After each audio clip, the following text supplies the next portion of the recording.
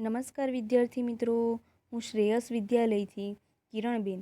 આજે આપણે ધોરણ 11 કોમર્સ વિષય નામાના મૂળતત્વ ભાગ 1 વિષયાંક પ્રકરણ 5 હિસાબી સમીકરણ અને ધંધાના વ્યવહારો ભાગ 2, જેમાં વિદ્યાર્થી મિત્રો આપણે સ્વાધ્યાયનો દાખલા નંબર 2 સમજીશું.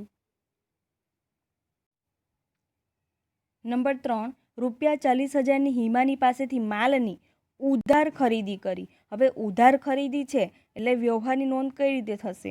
ખરીદ ખાતે ઉધાર, તે હિમાની ખાતે જમા. તો અહીં આપણે આમ નોંધમાં લખીશું ખરીદ ખાતે ઉધાર 40,000, તે હિમાની ખાતે જમા 40,000. બરાબર. આ રીતે આમ નોંધ લખ્યા બાદ હવે અસર કઈ રીતે આવશે? તો ખરીદીના પરિણામે ધંધામાં માલ આવે છે એટલે કે માલ સ્ટોક વધે.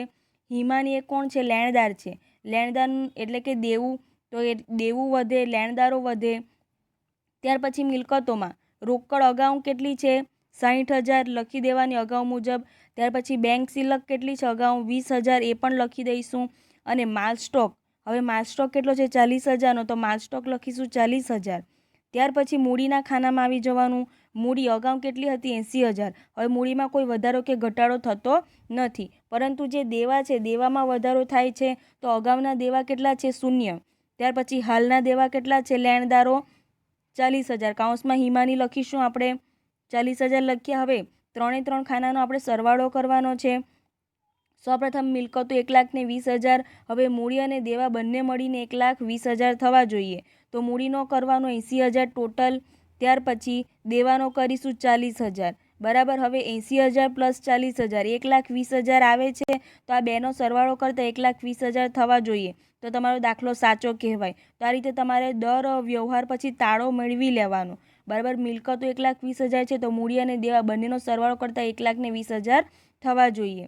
ત્યાર પછીનો વ્યવહાર નંબર 4, ₹30,000નો માલ રોકડેથી ખરીદ્યો. હવે રોકડેથી ખરીદ્યો છે એટલે ધંધામાંથી રોકડ જાય છે. બરાબર. જાય એટલે આપણે જમા કરીશું. તો આમ નોંધ આપણે કરીશું વ્યવહાર નંબર 4, ખરીદ ખાતે ઉધાર, તે રોકડ ખાતે જમા 30,000, 30,000. હવે ખરીદીને પરિણામે ધંધામાં માલ આવે છે. માલ આવે એટલે કે માલ સ્ટોક વધે, અસરમાં લખીશું. અને તે ધંધામાંથી રોકડ જાય, રોકડ એટલે કે મિલકત જાય છે, તો રોકડ શિલ્લક ઘટે. તો હવે જ્યારે પણ આપણે રોકડ લખીશું તો ઇનરમાં લખીશું, કારણ કે રોકડમાં આપણે ઘટાડો કરવાનો છે. તો અગાઉ રોકડ કેટલી હતી? 60,000. તો અહીંયા આપણે લખીશું 60,000. હવે એમાં ઘટાડો કરવાનો છે એટલે માઇનસ ઘટાડો 30,000. 30,000 ઘટાડો કરતાં કેટલા રહે છે? 30,000. ત્યાર પછી બેંક સિલક અગાઉ કેટલી હતી? 20,000, એટલે તે લખી દઈશું 20,000. હવે માલ સ્ટોક કેટલો હતો? 40,000. હવે ફરી પાછો માલ સ્ટોક વધે છે એટલે પ્લસ વધારો 30,000. ટોટલ કેટલા થશે? 70,000. અસર આપી દીધા બાદ મૂડીના ખાનામાં જઈશું. મૂડી કેટલી છે? 80,000 અગાઉ જે છે તે જ લખવાની. દેવું અગાઉ કેટલું છે? 40,000, તે લખી દઈશું. મૂડી કે દેવામાં કોઈ વધારો કે ઘટાડો થતો નથી. તો બંને બાજુ સરવાળો સરખો આવે છે. મિલકતોનો પણ સરવાળો સરખો થવો જોઈએ અને મૂડીને દેવાનો પણ સરવાળો સરખો થવો જોઈએ. ત્યાર પછી વ્યવહાર નંબર 5, જસલીન. વ્યવહાર નંબર 5, ₹35,000નો માલ જસલીનને ₹55,000માં ઉધાર વેચ્યો. જે 35,000નો માલ છે તે જસલીનને આપણે 55,000 વેચી દીધો છે, એટલે કે નફો આપણને પ્રાપ્ત થયો છે. કેટલો નફો મળ્યો છે? 20,000. તો એ જે નફો છે તે આપણી આવક કહેવાય. અને આવકને પરિણામે શેના પર અસર થાય છે? મૂડી પર.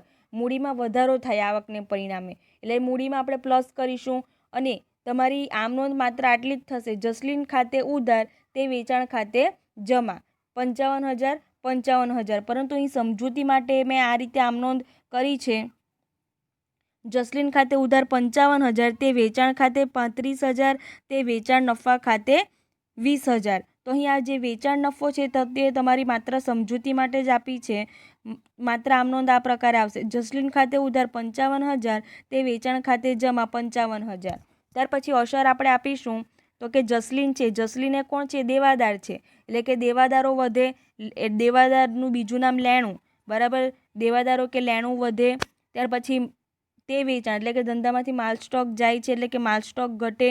અને જે નફો છે તે આવક છે, એટલે કે આવક વધે. તો આ રીતે અસર આપી દીધા બાદ સૌપ્રથમ તો આપણે જોઈશું કે રોકડમાં કોઈ વધારો ઘટાડો થયો નથી એટલે એઝ ઇટ ઇઝ લખી દેવાની જે અગાઉ છે તે પ્રમાણે. તો રોકડ અગાઉ કેટલી હતી? 30,000. બેંક અગાઉ કેટલી હતી? 20,000. તો તે બેઠા લખી દઈશું 20,000. ત્યાર પછી માલ સ્ટોક. હવે માલ સ્ટોકમાં વધારો ઘટાડો કરવાનો છે એટલે ઇનરમાં લખીશું માલ સ્ટોક. અગાઉ કેટલું છે? 70,000. તો અહીં પણ 70,000 લખીશું. માઇનસ ઘટાડો કરવાનો છે. કેટલાનો ઘટાડો કરીશું? તો કેટલાનો માલ છે? 35,000નો માલ છે એટલે 35,000થી ઘટાડીશું આપણે. જે માલ મૂળ કિંમતનો કેટલો? 35,000નો હતો, બરાબર. તો આ જે 35,000 છે તે 35,000થી આપણે ઘટાડીશું. ઘટાડો કરતાં કેટલા આવે છે માલ સ્ટોક? 35,000. ત્યાર પછી લેણું કે દેવાદારો. જે લેણું કે દેવાદારો છે તે મિલકતો કહેવાશે એટલે તે લખીશું આપણે લેણું કે દેવાદારો 55,000. જે જસલીન છે તે, જસલીન કોણ છે? દેવાદાર, એટલે 55,000 લખીશું. તો આપણી જસલીનની નોંધ થઈ ગઈ, અસર અપાઈ ગઈ, બરાબર. ત્યાર પછી વેચાણની અસર અપાઈ ગઈ. હવે નફાની અસર આપણે આપવાની છે. તો તે નફો શેમાં? મૂડીમાં આપણે પ્લસ કરીશું. તો મૂડી અગાઉ કેટલી હતી? 80,000. હવે નફો એ આપણી આવક કહેવાશે એટલે તે પ્લસ કરીશું આપણે પ્લસ 20,000. દેવું એઝ ઇટ ઇઝ જે અગાઉ હતું એ પ્રમાણે લખી દેવાનું, દેવું 40,000. ત્યાર પછી બધાનો સરવાળો કરવાનો. સૌપ્રથમ તો મિલકતનો સરવાળો કરવાનો. સરવાળો કરતાં તમને મળશે 1,40,000. આ રીતે ડબલ લાઇન કરીશું. ત્યાર પછી મૂડીનો સરવાળો કરવાનો, 1,00,000 થશે. ત્યાર પછી દેવાનો સરવાળો કરતાં 40,000 થશે. તો આ પ્રમાણે 3 ખાનાનો સરવાળો કરવાનો. ત્યાર પછી ચેક કરી લેવાનું. મિલકતો 1,40,000 છે તો મૂડી અને દેવાનો સરવાળો કરતાં 1,40,000 થવા જોઈએ. તો આ રીતે મૂડી છે તે 1,00,000ની છે અને દેવા છે તે 40,000ના છે. બંનેને પ્લસ કરતાં 1,40,000 મળે છે. ત્યાર પછીનો વ્યવહાર.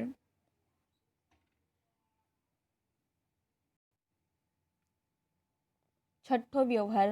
₹10,000નો માલ ₹18,000માં રોકડેથી વેચ્યો.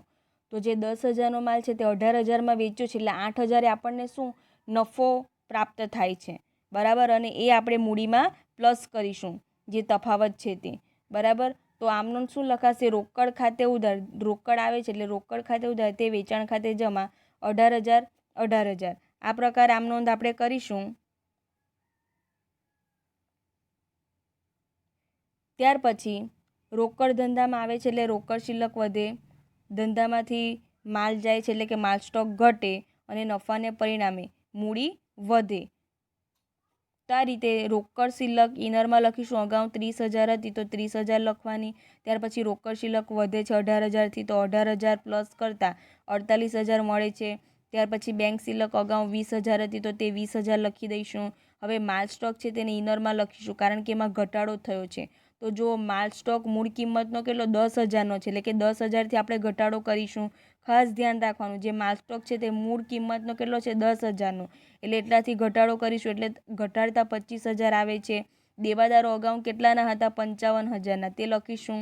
હવે મૂડી કેટલી છે? 1,00,000ની પ્લસ જે નફો છે તે આપણે ઉમેરીશું 8,000, બરાબર. 8,000 કઈ રીતે આવ્યા? જે 18,000 આપણે વેચાણ કર્યું છે 18,000થી, તે 18,000 માઇનસ મૂળ કિંમતનો 10,000નો માલ હતો તે બાદ કરતાં 8,000 નફો પ્રાપ્ત થાય છે એટલે 1,00,000 ને 8,000 આવશે. દેવું અગાઉ કેટલું હતું? 40,000નું. એ 40,000 આપણે એઝ ઇટ ઇઝ લખીશું. સરવાળો કરવાનો, બરાબર. 1,48,000 બરાબર મૂડી પ્લસ દેવા 1,08,000 અને 40,000. ત્યાર પછીનો વ્યવહાર નંબર 7. હિમાનીને ₹2,000નો માલ પરત કર્યો. હવે જે હિમાની છે એ હિમાની પાસેથી આપણે માલ ખરીદ્યો હતો, બરાબર. ખરીદ્યો હતો ત્યારે આમ નોંધ આપણે કઈ રીતે કરી હતી? ખરીદ ખાતે ઉધાર, તે હિમાની ખાતે જમા. એટલે હિમાની આપણી લેણદાર છે. હવે હિમાનીએ જ્યારે માલ પરત કર્યો, ખરીદી ઉધાર છે તો ખરીદ પરત શું થશે? જમા. અને લેનાર કોણ છે? હિમાની છે. તો હિમાની લેનાર હોવાથી ઉધાર થશે. હિમાની ખાતે ઉધાર, તે ખરીદ પરત ખાતે જમા. 2,000 2,000. ત્યાર પછી જે હિમાની લેણદાર છે એ લેણદારમાં ઘટાડો થાય છે એટલે કે દેવું ઘટે, લેણદારો ઘટે અને જે માલ પરત કરવામાં આવે છે એને પરિણામે માલ ધંધામાંથી જાય છે એટલે કે માલ સ્ટોક ઘટે. તો એ રીતે આપણે અસર આપીશું. રોકડ જે અગાઉ 48,000 હતી એઝ ઇટ ઇઝ લખીશું. બેંક શિલ્લક અગાઉ 20,000 હતી તે એઝ ઇટ ઇઝ લખીશું. હવે માલ સ્ટોક છે એમાં ઘટાડો કરવાનો છે. માલ સ્ટોક અગાઉ કેટલો ન હતો? 25,000નો, તો એ 25,000 લખીશું. ત્યાર પછી ઘટાડો કેટલાથી કરીશું? 2000થી, બરાબર. તો તે 2000થી ઘટાડો કરતાં 23,000 આવે છે. ત્યાર પછી દેવાદારો અગાઉ કેટલા હતા? 55,000ના, તો તે 55,000 લખીશું. ત્યાર પછી સરવાળો કરવાનો અને મૂડી અગાઉ કેટલી હતી? 1,08,000. કોઈ વધારો કે ઘટાડો થશે નહીં, પરંતુ દેવામાં આપણે વધારો કે ઘટાડો થશે. તો જે દેવું છે તે અગાઉ કેટલું હતું? 40,000, જે લખીશું આપણે. હવે જે ખરીદ પરત છે એને પરિણામે દેવું ઘટે છે, તો લખીશું માઇનસ ખરીદ પરત 2,000 લખતા 38,000 આવે છે, બરાબર. બંનેનો સરવાળો કરતાં 1,46,000 થાય છે. ચેક કરી લઈશું. ત્યાર પછીનો વ્યવહાર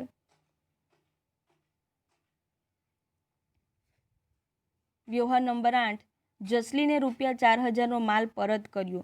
હવે જે જસલીન છે, જસલીનને આપણે માલ વેચ્યો હતો અને વેચેલો માલ પરત આવે એટલે વેચાણ જમા થાય તો વેચાણ પર શું કરીશું? ઉધાર કરીશું. જે જસલીન દેવાદાર હતી, હવે જસલીને કોણ છે? આપનાર છે, બરાબર. તેથી જસલીનનો ખાતો આપણે જમા કરીશું. તો આ પ્રકારે આપણે આમ નોંધ કરીશું. વેચાણ પરત ખાતે ઉધાર, તે જસલીન ખાતે 4,000. હવે માલ સ્ટોક ધંધામાં આવે છે એટલે કે માલ સ્ટોક વધે અને જે દેવાદારો કે લેણું છે તે ઘટે, કારણ કે દેવાદારો હંમેશા ઉધાર થાય અને અહીં જસલીને જમા થાય છે, તેથી દેવાદારો ઘટે. રોકડ અગાઉ કેટલી હતી? 48,000 એઝ ઇટ ઇઝ રહેશે. બેંક અગાઉ કેટલી હતી? 20,000 એઝ ઇટ ઇઝ રહેશે. હવે માલ સ્ટોક છે તેમાં આપણે વધારો કરવાનો છે, તો માલ સ્ટોક કેટલાનો હતો? અગાઉ 23,000નો, તો લખીશું 23,000. વધારો કેટલાનો કરવાનો છે? 4,000નો. વધારો કરતાં કેટલા છે? 27,000. દેવાદારો અગાઉ કેટલાના હતા? 55,000. હવે એ દેવાદારો ઇનરમાં લખીશું, કારણ કે દેવાદારો ઘટે છે. માઇનસ ઘટાડો કરતાં 4,000થી ઘટાડતા 51,000 આવશે. હવે મૂડી છે એઝ ઇટ ઇઝ રહેશે, દેવું પણ એઝ ઇટ ઇઝ રહેશે, એમાં કોઈ વધારો કે ઘટાડો થતો નથી. એક મિલકત વધે છે અને એક મિલકત ઘટે છે, એટલે મિલકતો પર જ અસર થશે, બરાબર. અને દેવું એઝ ઇટ ઇઝ રહેશે. ચાલો, ત્યાર પછી નેક્સ્ટ વ્યવહાર નંબર 9, હિમાની અને જસલીન સાથે હિસાબની પટાવટ થઈ ગઈ. હવે જ્યારે હિસાબની પટાવટ થઈ ગઈ એવો શબ્દ આવે એટલે જે અગાઉ આપણે જસલીન કે હિમાની પાસેથી લેવાના કે આપવાના હતા તે એમણે આપી દીધા છે અને આપણે પણ ચૂકવી દીધા છે, બરાબર. ટૂંકમાં હિસાબી પટાવટ એટલે કે આપણને જે મળવાના હતા તે મળી ગયા છે અને આપવાના હતા તે આપણે આપી દીધા છે. તો સૌપ્રથમ તો હિમાની પાસેથી આપણે ખરીદી કરી હતી એટલે કે હિમાનીને આપણે ચૂકવવાના હતા, જે આપણે હિમાનીને ચૂકવી દીધા છે, બરાબર. તો કે હિમાનીને આપણે કેટલા ચૂકવવાના હતા? તો જ્યારે હિમાની પાસેથી આપણે માલ ખરીદ્યો હતો તો કેટલાનો ખરીદ્યો હતો? 40,000નો. એમાંથી 40,000માંથી હિમાનીને આપણે કેટલાનો પરત કરી દીધો છે? 2,000નો. તો 40,000માંથી 2,000 પરત કરવામાં આવે તો 38,000 રહે. તો એ 38,000 છે તે આપણે હિમાનીને ચૂકવી દીધા છે. તો આમ નોંધ કરીશું. હિમાની ખાતે ઉધાર, તે રોકડ ખાતે જમા. હિમાનીને કેટલા ચૂકવી દીધા આપણે? 38,000. એટલે તે 38,000 રકમમાં લખીશું આપણે આ રીતે, બરાબર. અગાઉ કેટલાનો હતો? 40,000. એમાંથી 2,000નો માલ આપણે પરત કરેલો એટલે કે 38,000 રહે. 38,000 લખીશું. હિમાની જે લેણદાર છે, લેણદાર ઉધાર થાય એટલે કે લેણદારો ઘટે છે, દેવું ઘટે. રોકડ ધંધામાંથી જાય છે એટલે કે રોકડ શિલ્લક ઘટે. તો એની અસર હવે આપણે આપીશું. રોકડ અગાઉ કેટલી હતી? 48,000. એમાંથી ઘટાડો કરવાનો છે 38,000નો. 38,000 ઘટાડતા કેટલાય રહે છે રોકડ શિલ્લક? હવે આપણી પાસે 10,000. તે જ રીતે બેંક શિલ્લક અગાઉ કેટલી હતી? 20,000. તો તે 20,000 લખીશું. માલ સ્ટોક અગાઉ કેટલો હતો? 27,000નો. તે 27,000 લખીશું. હવે જે દેવાદારો છે તે એઝ ઇટ ઇઝ લખીશું. અગાઉ કેટલા હતા? 51,000ના, તો તે લખવાના. હવે જે મૂડી છે તે એઝ ઇટ ઇઝ લખીશું. અગાઉ કેટલી હતી? 1,08,000ની, તો તે 1,08,000 લખીશું. હવે દેવું છે, દેવુંમાં આપણે ઘટાડો કરવાનો છે. જે દેવું છે તે અગાઉ કેટલું હતું? 38,000નું, તો તે 38,000 લખીશું. હવે ઘટાડો કરવાનો છે, માઇનસ ઘટાડો અથવા તો માઇનસ હિમાની. લેણદારો 38,000, ઘટાડો કરતાં શૂન્ય થઈ જશે.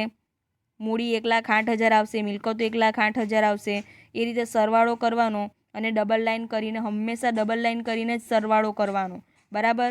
ત્યાર પછીનો નેક્સ્ટ વ્યવહાર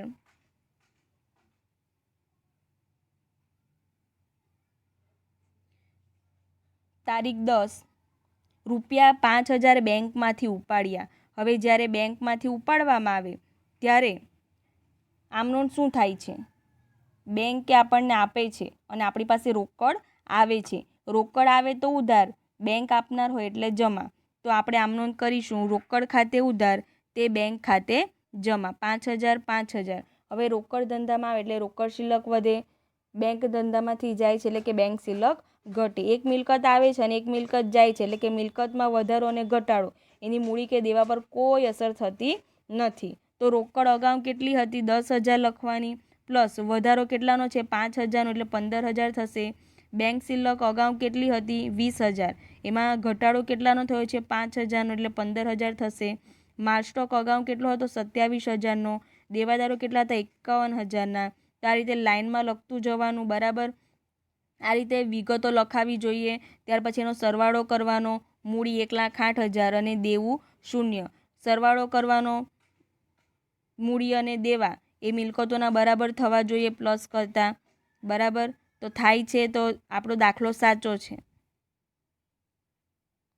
ત્યાર પછીનો વ્યવહાર તારીખ 11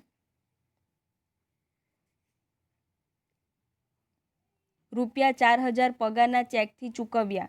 હવે જે પગાર છે ચેકથી ચૂકવ્યો છે એટલે કે ધંધામાંથી બેંક જાય, પગાર ખાતે ઉધાર તે બેંક ખાતે જમા. હવે પગાર એ શું છે? ખર્ચ છે. ખર્ચને પરિણામે મૂડીમાં વધારો થાય કે ઘટાડો? તો ઘટાડો થાય એટલે કે મૂડી ઘટે અને ધંધામાંથી બેંક જાય છે એટલે કે બેંક શિલ્લક ઘટે. તો આ રીતે મૂડી પર પણ અસર થશે અને મિલકત પર અસર થશે. રોકડ અગાઉ કેટલી હતી? 15,000. બેંક શિલ્લક અગાઉ કેટલી હતી? 15,000. ઇનરમાં લખીશું, માઇનસ ઘટાડો કેટલાનો કરીશું? 4,000થી એટલે આવશે 11,000.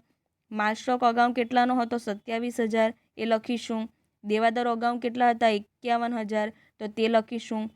ત્યાર પછી મૂડી પર અસર આપવાની છે. આપણે મૂડી લખીશું, અગાઉ કેટલી હતી? 1,08,000. ઘટાડો કરવાનો છે, માઇનસ પગાર લખવાનો અથવા તો ઘટાડો લખવાનો 4,000. 1,04,000. દેવું કેટલું છે? 0. તો આ રીતે લખીને ત્યાર પછી ટોટલ કરવાનું છે, બરાબર. ટોટલ થઈ ગયા બાદ નેક્સ્ટ વ્યવહાર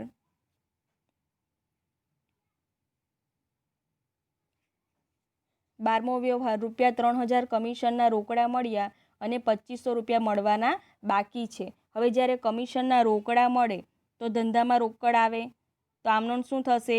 એક જ વ્યવહારમાં બે આમ નોંધ થશે. રોકડ મળે એટલે રોકડ ખાતે ઉધાર તે કમિશન ખાતે જમા. હવે રોકડા મળ્યા એટલે મિલકત વધે, રોકડ શિલ્લક વધે અને કમિશન એ આપણી આવક છે. આવકને પરિણામે તેની અસર મૂડી પર થાય છે.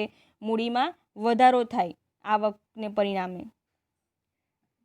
તો અહીં આપણે આમ નોંધ કરીશું, રોકડ ખાતે તે કમિશન ખાતે 3,000 રોકડ વધે, મૂડી વધે, રોકડ શિલ્લકમાં વધારો કરવાનો આ રીતે 18,000 આવશે. ત્યાર પછી બેંક શિલ્લક 11,000 આવશે. માલ સ્ટોક અગાઉ 27,000 હતા તો 27,000 લખીશું. દેવાદારો અગાઉ 51,000 હતા તો તે લખીશું. ત્યાર પછી જે બીજો વ્યવહાર છે, અગાઉ શું કીધું છે? ₹2,500 મળવાના બાકી છે. તો કે મળવાની બાકી આવક તે શું છે? લેણું છે. લેણું હોવાથી ઉધાર થાય તો આમ નોંધ લખીશું, મળવાના બાકી કમિશન ખાતે ઉધાર તે કમિશન ખાતે જમા.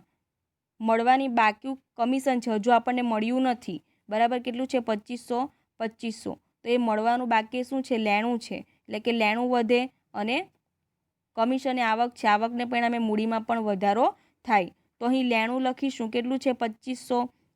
ત્યાર પછી મૂડીમાં આવી જવાનું. મૂડી અગાઉ કેટલી હતી? 1,04,000. જે કમિશન આવક છે એને પરિણામે મૂડીમાં વધારો થાય છે. પ્લસ કેટલા વધે છે?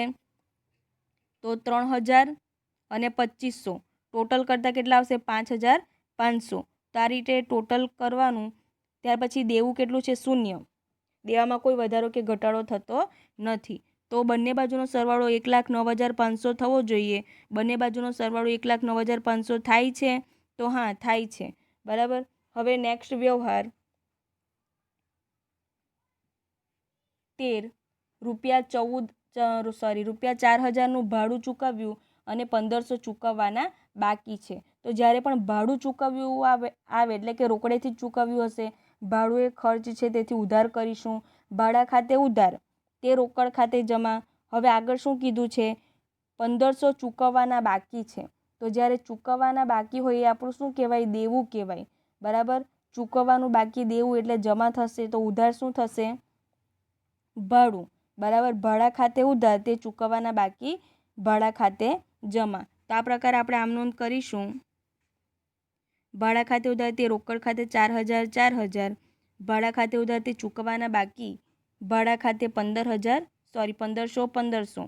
હવે ભાડું એ ખર્ચ છે ને પરિણામે મૂડી ઘટે, રોકડ ધંધામાંથી જાય છે એટલે રોકડ શિલ્લક ઘટે.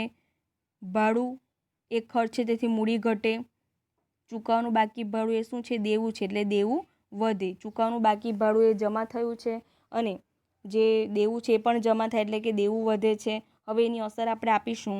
રોકડ કેટલું હતું અગાઉ મુજબ 18,000, એમાંથી ઘટાડો કરવાનો છે 4,000 એટલે 14,000 મળશે. બેંક શિલ્લક કેટલી છે? 11,000. માલ સ્ટોક અગાઉ કેટલું છે? 27,000, તો અહીં 27,000 લખીશું. દેવાદારો અગાઉ કેટલા છે? 51,000, તો તે 51,000 લખીશું. લેણું જે 2500 છે 2500 લખીશું.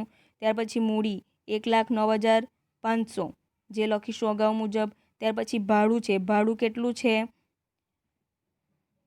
4,000 અને 1,500 પ્લસ કરતાં કેટલા થશે? 5,500 માઇનસ ભાડા ઘટાડો કરવાનો 1,04,000 આવશે.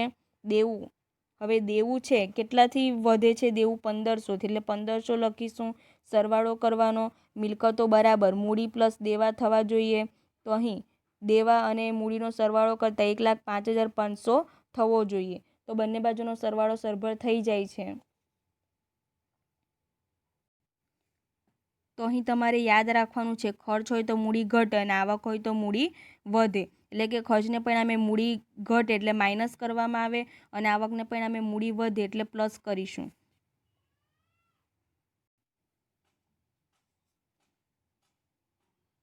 ત્યાર પછીનો વ્યવહાર નંબર 14, ₹2,000નો માલ ધર્માદામાં આપ્યો. જ્યારે ધર્માદામાં આપવામાં આવે ત્યારે ધર્માદા ખર્ચ ખાતે ઉધાર તે ખરીદ ખાતે અન્ય રીતે ગયેલ માલ છે. બરાબર, તો અન્ય રીતે ગયેલ માલની આપણને આમ નોંધ આવડે છે. બરાબર, જે આપણે અગાઉના પ્રકરણમાં શીખ્યા હતા.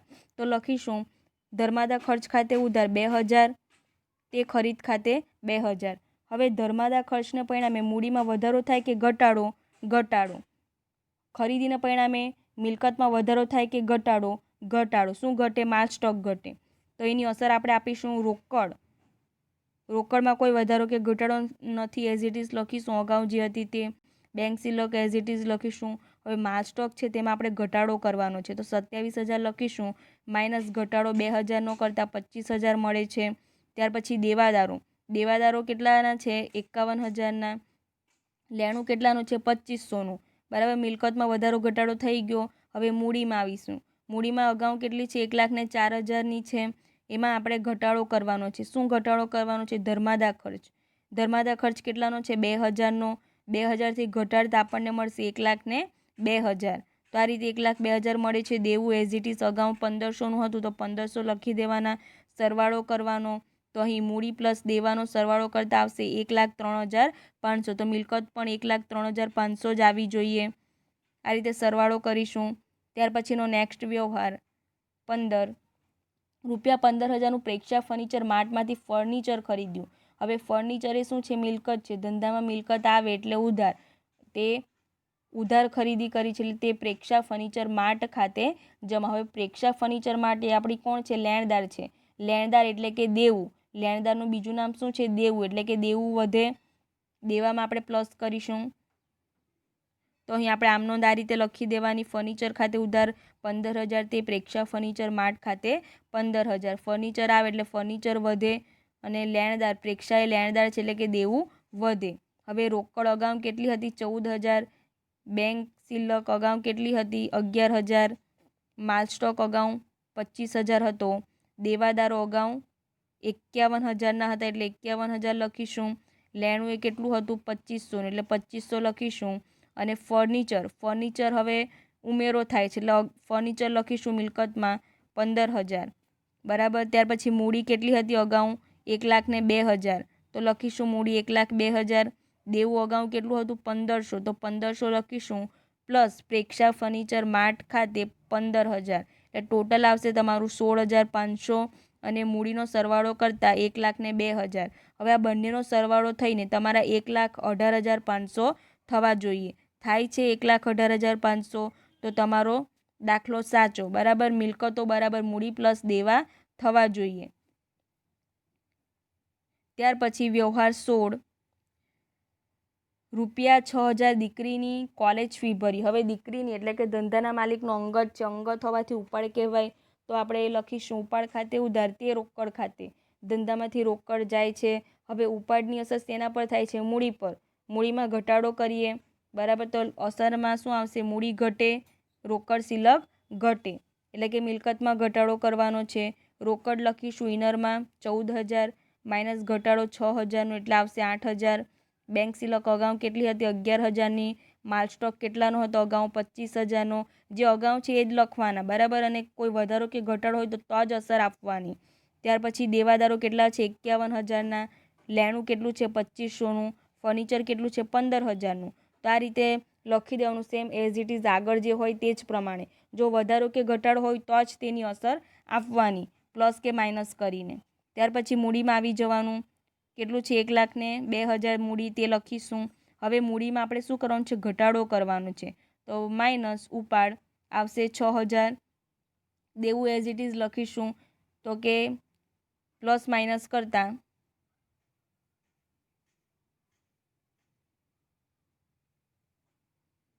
1,12,500, 96,000 આવશે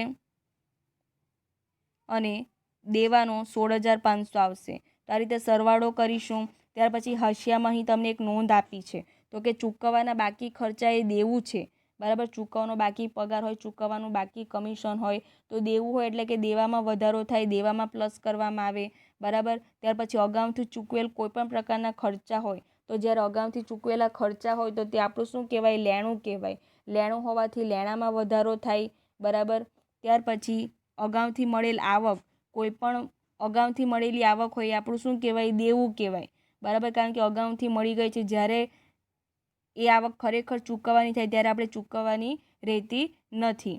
તો આ રીતે અગાઉથી મળેલ આવક જે આપણું દેવું છે તેથી દેવામાં વધારો થાય.